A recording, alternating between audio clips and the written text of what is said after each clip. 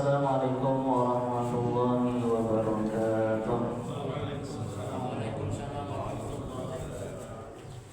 Innal hamdalillah nahmaduhu wa nusallimu ala rasulihil karim.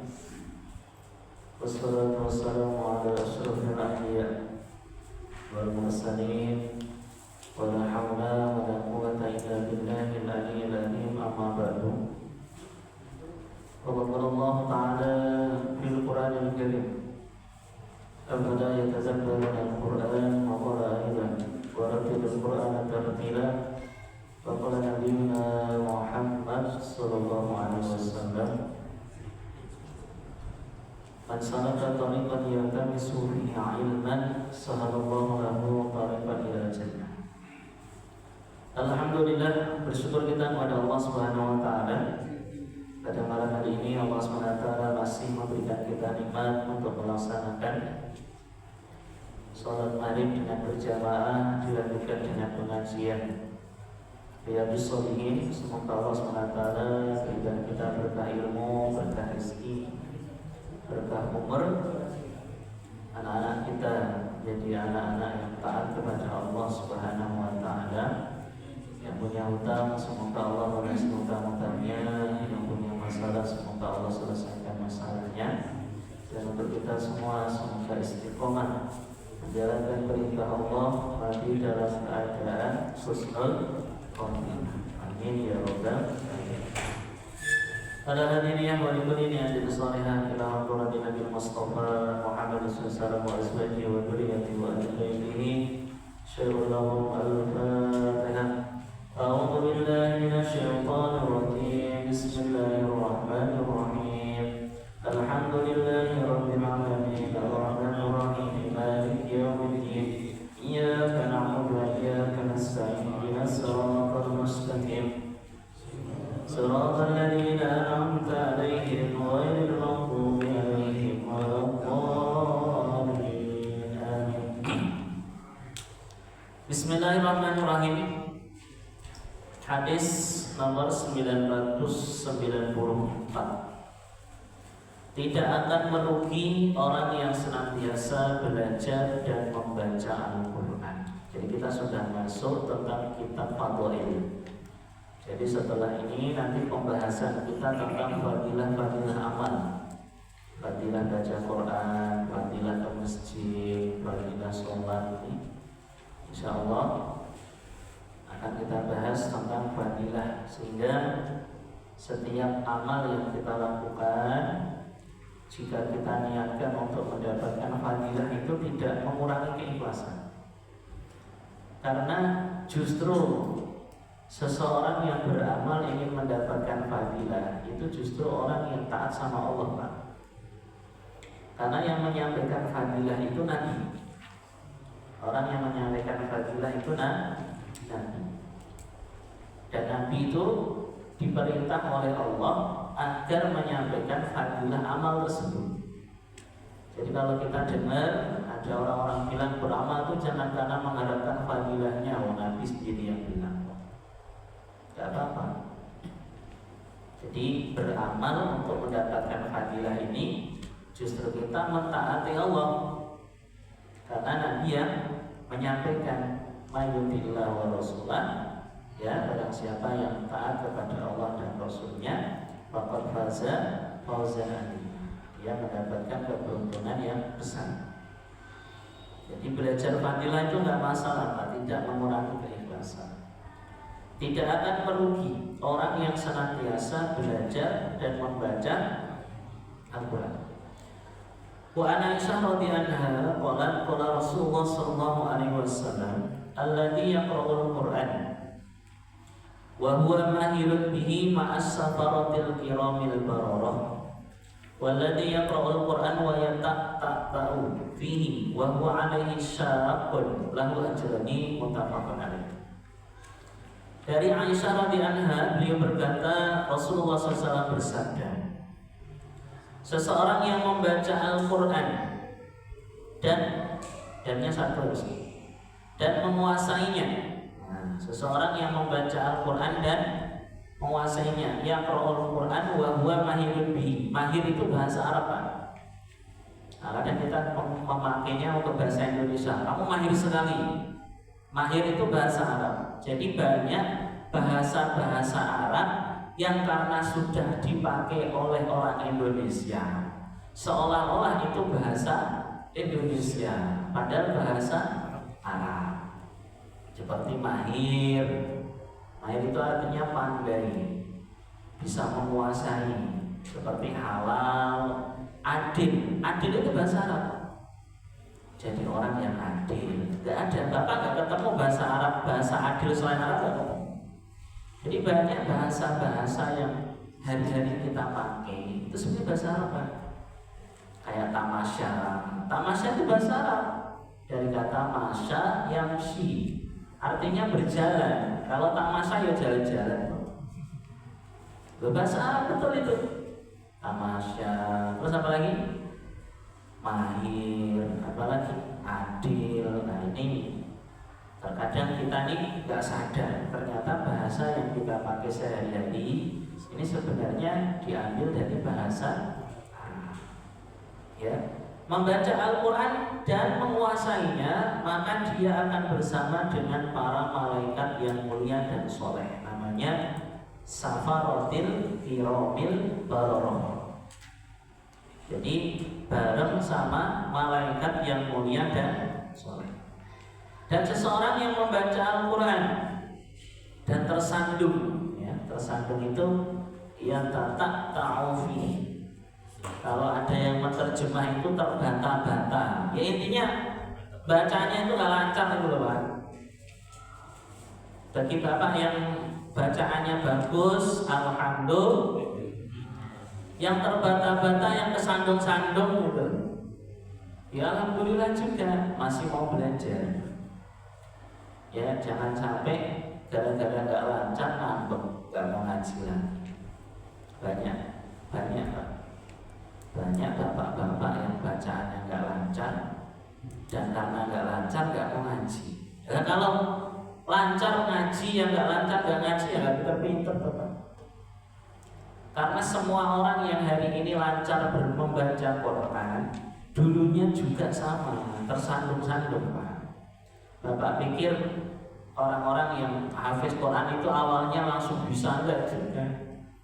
Ya pertama sama, dari alif, ba, ta, sa. Saya itu dulu waktu ngaji sama bapak saya, Pak, itu pernah saya nggak bisa baca.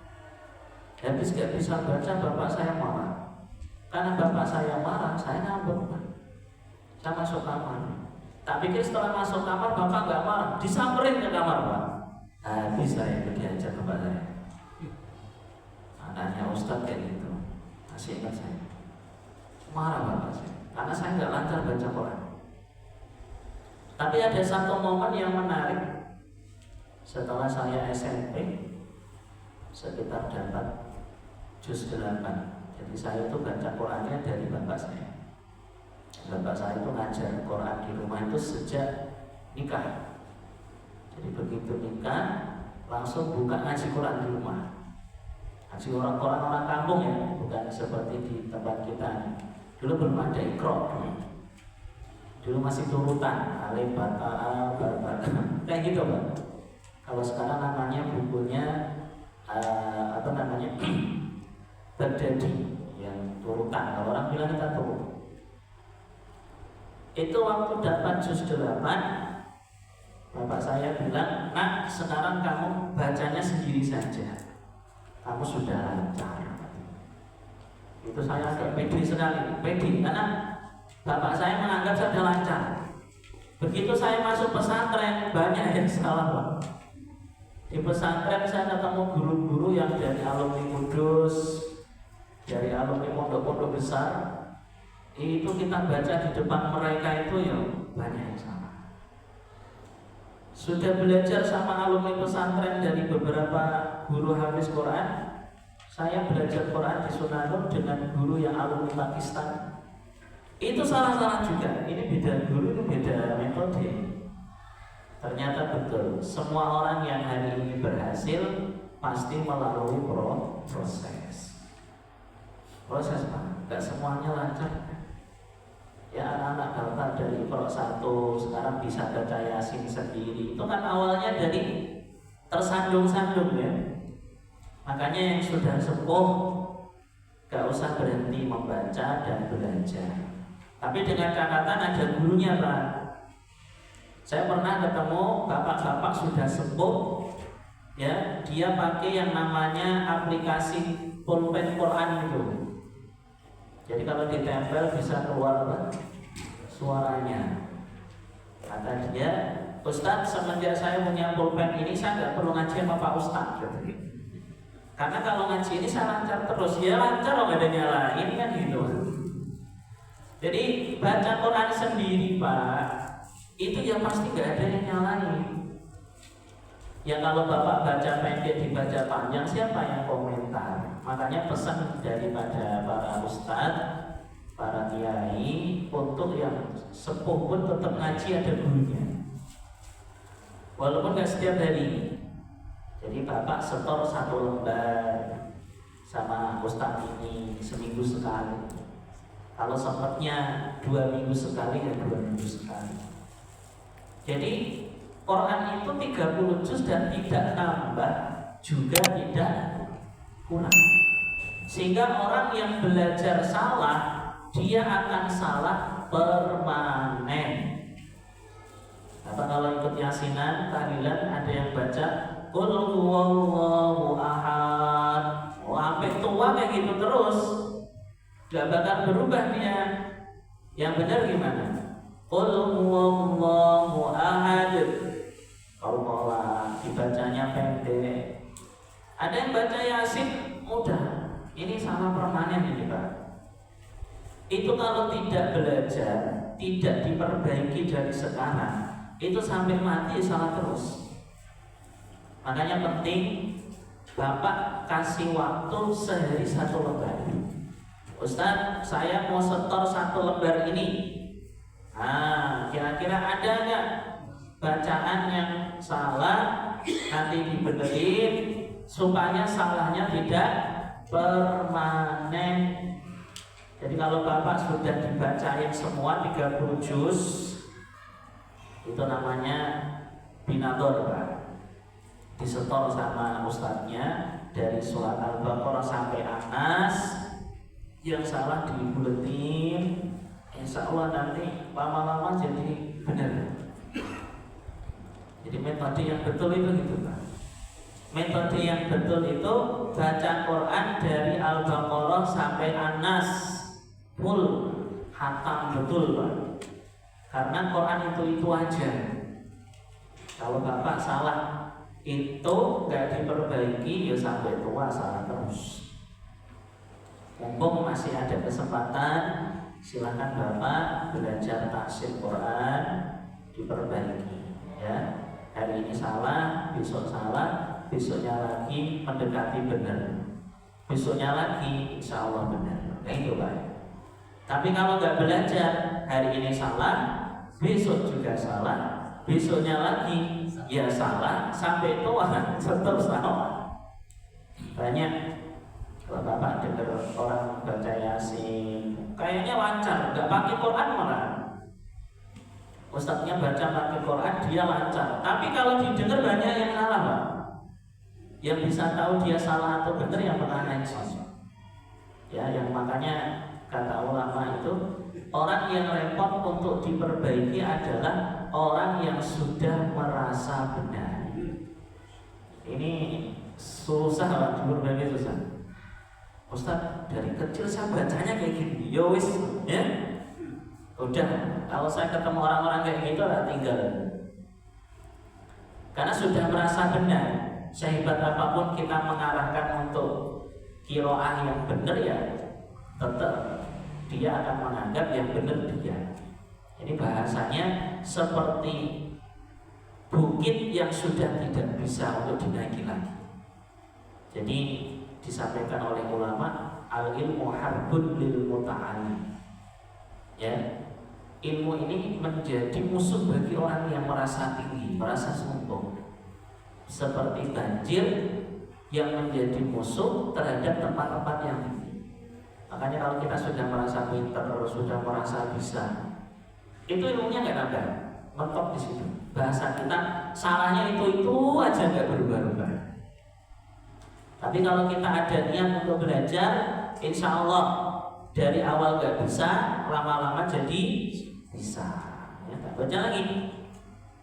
Dan seseorang yang membaca Al-Quran dan tersandung karena kesulitan membacanya, maka dia akan dapat pahala 2 kali. Kenapa dia dapat pahala 2? Pertama pahala belajar, yang kedua pahala karena tetap sabar.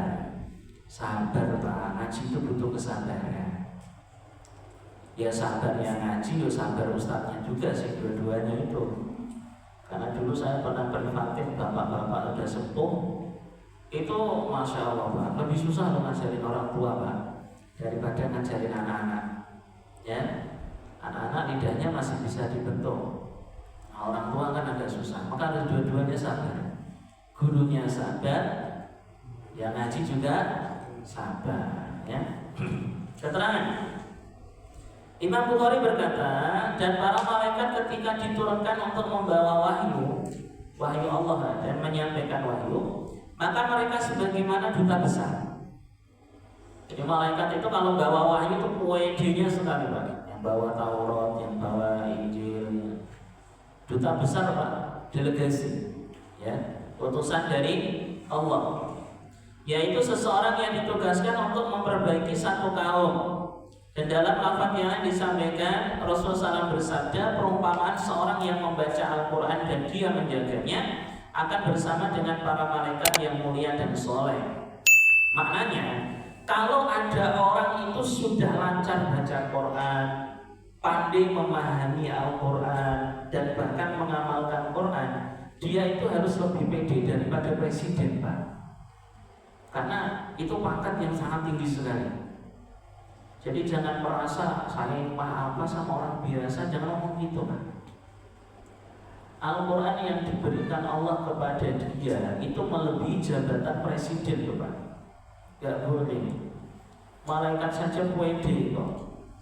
Ya, ini ada orang-orang dikasih lancar baca Quran, dikasih bisa memahami tafsirnya, ini kok malah gak pede sama sekali. Ketemu direktur minder, ketemu pejabat minder. Nah, jangan. Karena dia membawa Al-Quran. Harusnya lebih pede daripada gubernur, lebih pede daripada pejabat. Sama halnya Pak, kalau Bapak punya anak atau cucu yang punya hafalan Quran, harusnya Bapak lebih senang daripada punya anak yang diangkat jadi komandan. Bapak harus lebih bangga. Hari ini ada orang, mantunya orang mana? Oh, mantu saya penghafal Quran. Penghafal Quran. Makan apa? Ya Allah. Banyak mertua-mertua yang agak gak pede punya mantu ustaz, karena dunianya kurang menjanjikan.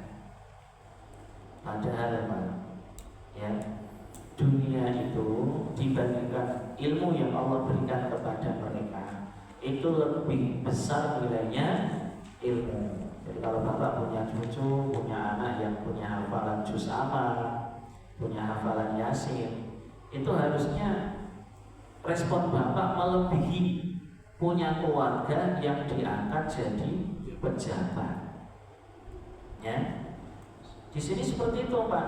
Jadi kenapa Nabi mengatakan bersama para malaikat yang mulia dan soleh, mereka itu derajatnya tinggi. Jadi nggak boleh main-main sama ahli Quran. Hati-hati. Ya kayak Gus Bahar. Gus Bahar itu mengajar loh Pak. Yang diajar rektor loh, nggak main-main itu Pak. Beliau itu sekolah nggak lulus itu beliau. Ya, tapi karena beliau bawa Quran, bawa pemahaman Quran, rektor loh jadi muridnya. Wah ini seperti ini. Ini harus bangga kita. Bangga dengan orang-orang yang diberikan kepahaman Quran. Tak baca lagi. Dan perumpamaan seseorang yang membaca Al-Quran dan sambil berjuang dan merasa kesulitan, maka dia akan mendapatkan 2 pahala. Pokoknya yang lancar derajatnya seperti para malaikat, bahkan lebih dari para malaikat. Yang nggak lancar, ya minimal dapat pahalanya agak banyak kan, gitu loh Pak. Ya dapat pahala 2. Jadi bukan hanya pahala baca, tapi juga pahala capek. Karena inamal ajru biqadril kadr, dalam satu riwayat disampaikan pahala itu besar kecilnya tergantung dengan susah payah yang kita lakukan. Makanya bapak-bapak yang sibuk tapi tetap bisa jamaah sama orang yang nggak punya kesibukan jamaah, pahalanya gedean mana? Yang sibuk. Jadi kalau lagi sibuk-sibuk masih bisa jamaah, itu pahalanya lebih besar. Ya, berarti kalau itu yang nganggur nggak usah jamaah, ya tetap jamaah. Kan? Yang nganggur tetap jamaah, yang sibuk tetap jamaah. Semakin susah menjalankan perintah Allah, makin besar pahalanya. Maka pejabat itu sebenarnya pahalanya gede kalau dia nggak korupsi, gitu kan? Karena kalau jadi pejabat, tawaran korupsi itu banyak. Kalau dia nggak korupsi, bisa jadi pejabat yang adil, pejabat yang amanah, pejabat yang sabar, walaupun dikucilkan sama teman-temannya, gede banget pahalanya. Ya, tapi kalau gagal ya gede juga dosanya. Ya, maka banyak resiko juga banyak pahalanya. Berikutnya, Imam Ibnu Katsir, ahli tafsir, berkata makna dari kalimat kiramin bararah yaitu akhlak mereka mulia dan terhormat, serta akhlak dan perbuatan mereka baik dan suci secara sempurna. Maka wajib bagi seseorang yang membawa Al-Quran untuk bersikap lurus dan mendapat petunjuk dalam perbuatan dan ucapannya. Jadi kata Imam Ibnu Katsir dalam memahami hadis ini Pak, bahwa orang yang menguasai Quran, membaca Quran dan paham isinya, itu harus punya sifat seperti malaikat. Yang pertama, malaikat itu mulia. Ya, maka jangan sampai ahli Quran itu menghinakan dirinya. Maknanya menghinakan diri ya berbagai macam lah yang bisa menurunkan kehormatan dia. Terus malaikat itu terhormat. Malaikat itu akhlaknya baik, ya. Malaikat itu wajahnya juga bersih, ya maksudnya kelihatan lah. Maka ahli Quran juga sama. Ahli Quran juga harus punya sifat seperti sifatnya malaikat. Jadi perilakunya lurus. Maka sering disampaikan kalau ada preman maksiat, semua orang akan mengatakan wajar, namanya juga preman. Tapi kalau ada ustadz maksiat itu dumper. Ini Pak Ustadz kok kayak gini. Karena secara umum harusnya memang ahli Quran itu harus menjaga akhlak. Semuanya wajib menjaga akhlak, tapi terutama untuk orang-orang yang dikasih pemahaman Quran, dia harus seperti para malaikat. Punya sifat apa? La ya'sunallaha ma amarahum wa yaf'aluna ma yu'marun. Enggak maksiat dan siap menjalankan perintah Allah. Bahasa mudahnya, kalau bukan ahli Quran nggak tahajud ya masih dimaklumi. Tapi kalau ahli Quran nggak tahajud ya aneh, gitu loh Pak. Jadi bahasanya lebih mudahnya, ahli Quran itu harus betul-betul menampakkan dirinya bahwa dia ahli Quran. Ya, jangan sampai Allah kasih dia kemuliaan dengan memahami Quran, tapi perilakunya justru menentang Quran. Itu bahaya. Berikutnya hadis nomor 195. Al-Quran dan orang yang membacanya dan yang tidak membacanya. Jadi ini akan kita bahas tentang permisalan ya, biar mudah untuk dipahami. Wa Nabi Musa radhiyallahu anhu qala Rasulullah masalul mu'min alladzi yaqra'ul Qur'an masalul mutujah. Rihuha thayyibun wa ta'muha thayyibun. Wa masalul mu'min alladzi la yaqra'ul Qur'an kamasalit tamrah. La rihalaha wa ta'muha khulwun. Wa masalul munafiq alladzi yaqra'ul Qur'an kamasalir raihanah. Rihuha thayyibun wa ta'muha khulwun. Wa masalul munafiq alladzi la yaqra'ul Qur'an kamasalil hamdalah. Laisa laha rihun wa ta'muha khulwun. Muttafaqun alaih. Dari Abu Musa radhiyallahu anhu, beliau berkata bahwa Rasulullah SAW bersabda, perumpamaan orang mukmin yang membaca Al-Quran adalah seperti jeruk manis. Utrujah itu kalau saya lihat di Google Pak, itu bentuknya kayak lemon. Tapi di sini ulama menerjemah ya jeruk manis gitu, karena lemon kan asam ya. Ini utrujah bermakna jeruk yang rasanya manis, yang baunya harum dan rasanya manis. Perumpamaan orang mukmin yang tidak membaca Al-Quran adalah seperti korma, tidak berbau harum tetapi rasanya manis. Kayak korma, nggak ada wanginya tapi manis.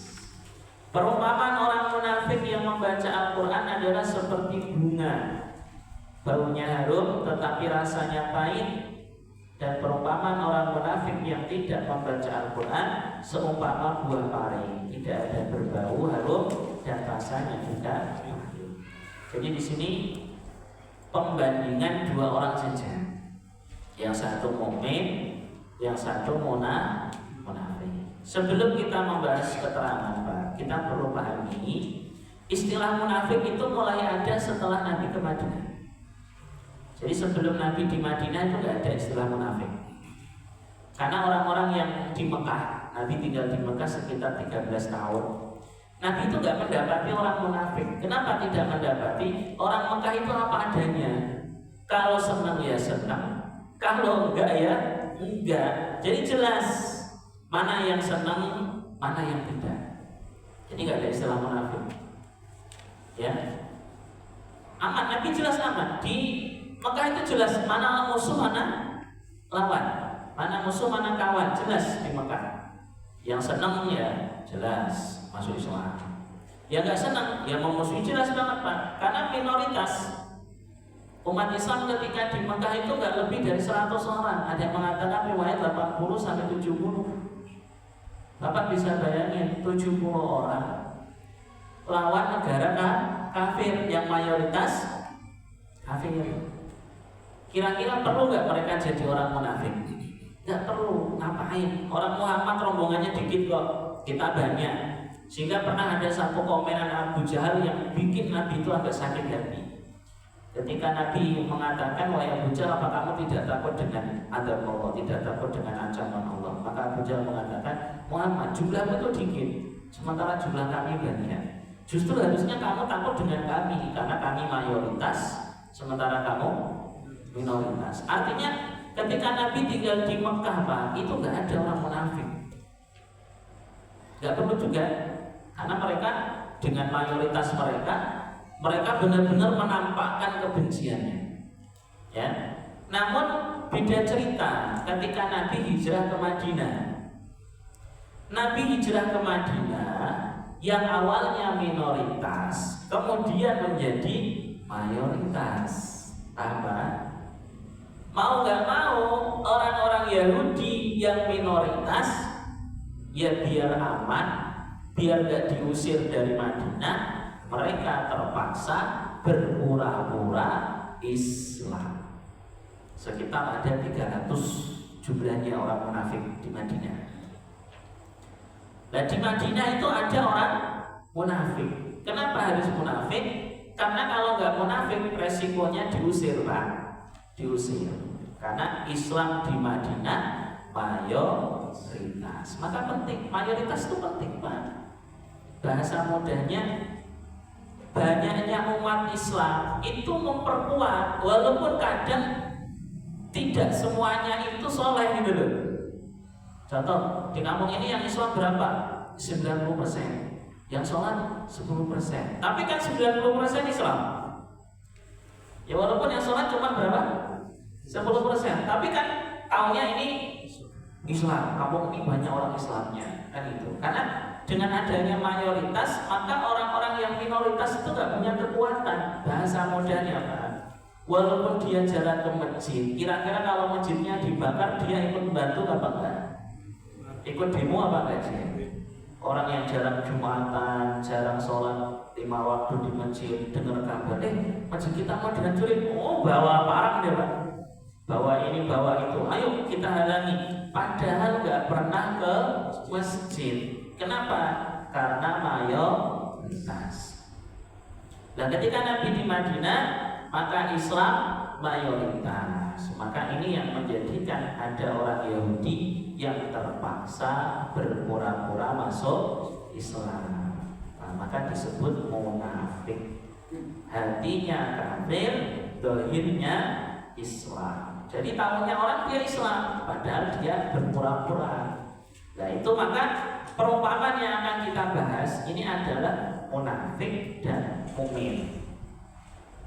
Dan munafik di zaman Nabi itu sholat jamaah, duhur jamaah, asar jamaah, maghrib jamaah. Mereka nggak jamaah itu isya sama subuh. Alasannya isya gelap, subuh gelap. Jadi kalau mereka nggak ke masjid nggak ada yang tahu.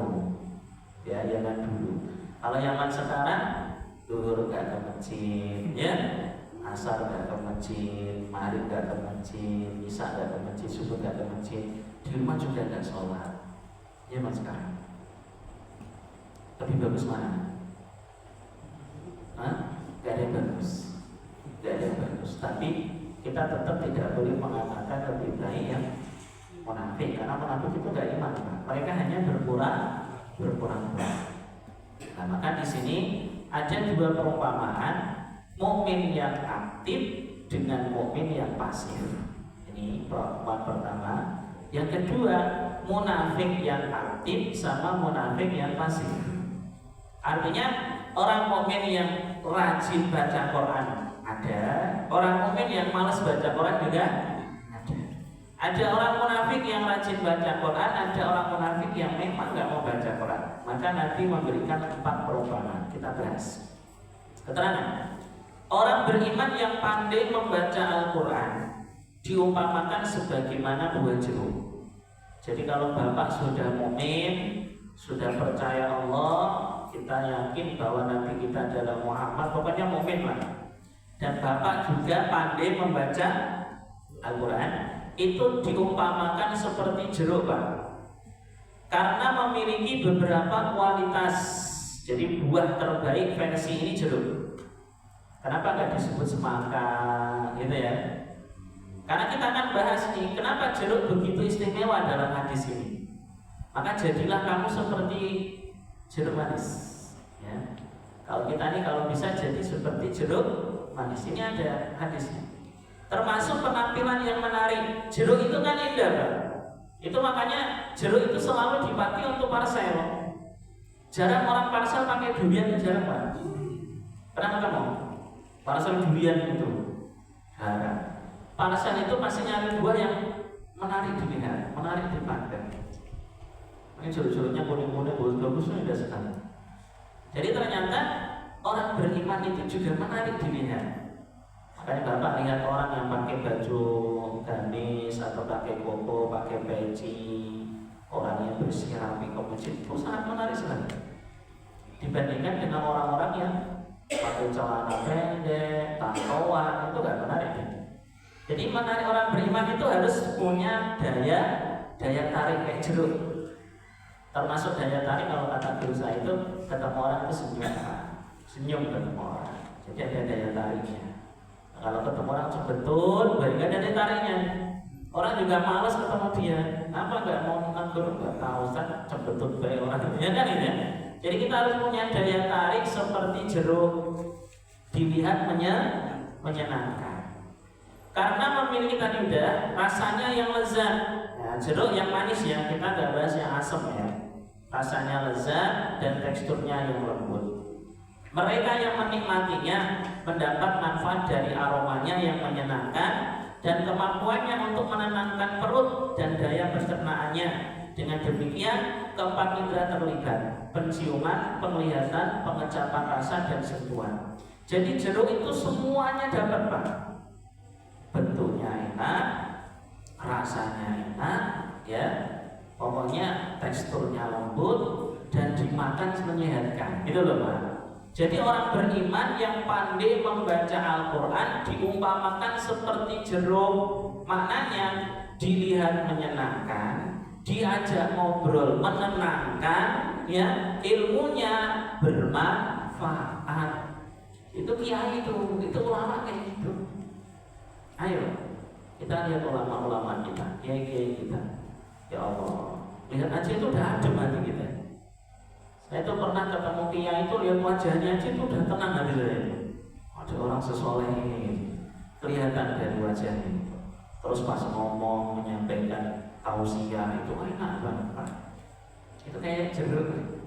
Ulama yang pandai dalam menyampaikan Quran, pandai dalam mengamalkan Quran, diumpamakan seperti apa? Jeruk. Jadi harus dideketi. Yang seperti ini harus kita deketi ini, biar kita dapat manfaat seperti kita makan buah jeruk, gitu loh. Jadi manfaatnya gitu. Itu yang mukmin. Berikutnya, dan orang beriman yang tidak membaca Al-Quran diumpamakan sebagaimana buah korma, nggak mani, nggak wangi ya, bentuknya ya gitulah. Kalau orang puasa bedain korma sama kecoa aja bingung, hampir mirip bentuknya coklat-coklat kan itu kan. Karena dia memiliki iman sebagaimana kurma memiliki rasa manis. Jadi orang mukmin yang nggak baca Quran ya tetap manis Pak. Manis dirasa tapi sepet di mata gitu loh. Mukmin yang nggak beramal itu manis dirasa karena dia punya iman, punya la ilaha illallah, tapi di mata sepet. Ini ada orang beriman kok nggak ke masjid, ini orang beriman kok nggak baca Quran, ini orang beriman kok nggak ngaji, kan mata kita nggak sepet. Dia tuh gak enak, diajak ngobrol omongannya kok kayak gini, tapi walaupun dia gitu-gitu tahu dia ini orang beriman itu loh Pak. Jadi orang beriman yang tidak membaca Quran, tidak mengamalkan Quran, itu masih punya nilai plus. Nilai plusnya apa? Iman itu sendiri. Jadi belajar kita mencintai orang-orang beriman. Walaupun dia jarang ke masjid ya, syukur-syukur dia masih iman ya. Walaupun kadang gak ikut ngaji, habis salam langsung pulang. Alhamdulillah dia masih mau ke masjid. Ya, alhamdulillah dia masih mau sholat. Kita lihat sisi baiknya saja. Namun secara persamaan, orang mukmin yang tidak baca Quran dan tidak mengamalkan Quran itu diumpamakan seperti korma. Jadi hanya mendapatkan rasa saja, tapi tidak mendapatkan kualitas seperti buah jeruk tadi. Sekarang kita bahas orang munafik. Dan orang munafik diserupakan seperti bunga. Kalau dalam riwayat yang lain itu seperti kemangi, Mbak. Jadi raihan itu ada mengatakan bunga, ada mengatakan kemangi. Karena bacaannya yang menyenangkan, tapi buruk perbuatannya. Kayak kembang. Bunga itu kan dilihat keindah. Mawar. Siapa yang pernah makan mawar, Pak? Rasanya gimana? Mawar, terus bunga apa itu matahari. Kalau matahari waji ya. Ya, intinya bunga itu indah di mata, tapi kalau dimakan sepet bahkan pahit gitu loh Pak. Jadi orang munafik itu Pak, itu terlihat menarik, tapi aslinya dia itu sangat busuk sekali. Karena apa yang dia lakukan secara zahir tidak seperti yang dia lakukan secara batin. Ya, itu orang munafik itu. Jadi bahaya itu orang munafik. Berikutnya, dan orang munafik yang tidak membaca Al-Quran diumpamakan sebagaimana pari, karena itu adalah tanaman yang buruk. Jadi rasanya yo pahit, bentuknya yo aneh, gitu ya. Double semuanya. Dari pandangan gak nyaman, rasanya juga gak nyaman. Dan ini dari 4 ini kita disuruh milih Pak. Setiap Nabi memberikan perumpamaan sebenarnya itu mengarahkan kita untuk memilih. Kita mau jadi mukmin yang pertama apa mukmin yang kedua? Kalau munafik naudzubillah. Ya. Dan kenapa Nabi memberikan perumpamaan orang munafik? Artinya kita jangan sampai terkecoh hanya dengan penampilan luarnya saja. Kan banyak sekarang Pak, ada istilah pencitraan lah bahasanya. Dari luar terlihat mewah, aslinya naudzubillah. Kan banyak yang seperti itu. Saya nggak nyangka Ustaz, ya nggak nyangka memang dari luarnya orangnya baik kok. Bapak nggak nyangka ternyata ini. Ini pelajaran buat kita. Dan 4 orang ini pasti ada sampai hari kiamat. Artinya ada orang mukmin yang benar-benar mengamalkan agama. Ada orang mukmin yang benar-benar ninggalin agama, itu pasti ada. Jadi satu hal yang tidak akan bisa kita wujudkan Pak adalah semua manusia mentaati Allah, itu tidak akan bisa. Satu hal yang tidak bisa kita wujudkan semua orang ke masjid, nggak bisa. Jangankan kita, Nabi saja pernah mengusahakan hal itu. Tetap saja ada yang nggak iman, tetap saja ada yang nggak datang. Lo sekelas Nabi, Pak. Nabi pernah bikin pengajian, itu pun lo ada yang nggak ikut ngaji, kerja dia nyari nafkah. Cuma kata Nabi, baguslah kalau nyari nafkah, tak tujuannya apa? Untuk keluarga, itu juga termasuk ibadah. Jadi dengan melihat hadis ini, maka kita harus paham bahwa manusia itu dibagi menjadi 4. Ya, ada orang beriman yang berkualitas, ada orang beriman yang pasif, ada orang munafik yang terlihat indah tapi aslinya buruk, ada orang munafik yang nggak punya kebaikan sama sekali. Dari 4 ini, maka kita berharap agar kita jadi yang pertama dan dekat dengan orang-orang yang pertama. Jadi kalau bisa Bapak jadi yang pertama, mukmin yang senang ngaji, yang senang mengamalkan Al-Quran.